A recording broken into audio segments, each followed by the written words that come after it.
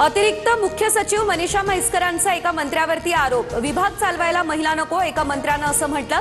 म्हैसकर यांचा 2023च्या महायुती सरकारमधील एका मंत्र्यावर आरोप। वारकरी संप्रदायात प्रतिगामी विचारसरणीच्या लोकांची घुसखोरी, प्रबोधनाऐवजी धर्मांध शक्तींना बळ देणारी मांडणी सुरू। अखिल भारतीय साहित्य संमेलनाविषयी प्रकाशित स्मरणिकेत शरद पवार यांचं हे भाष्य। वारकरी संप्रदाय हिंदू धर्मापासून तोडण्याचा शरद पवारांचा प्रयत्न, भाजप आध्यात्मिक आघाडीच्या तुषार भोसलेंची टीका, भोसलेंकडून पवारांचा मौलाना असा उल्लेख। सुनेत्रा पवार यांच्या जीवाला रुपाली चाकणकरांकडून धोका, बीडमधील एका इस्माच्या एसआयटीकडील तक्रारीने खळबळ, पडताळणी होण्याची दाट शक्यता, खोडसाळपणे तक्रार केल्याचा देखील संशय व्यक्त।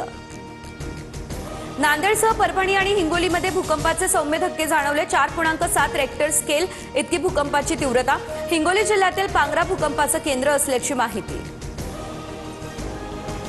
महात्मा ज्योतिबा फुले यांची आज 200वी जयंती, संसद भवन परिसरात राष्ट्रपतींसह पंतप्रधान मोदी आणि राहुल गांधींकडून फुलेंच्या स्मृतीस अभिवादन। अभिवादनानंतर मोदी आणि राहुल गांधी यांच्यामध्ये संवाद।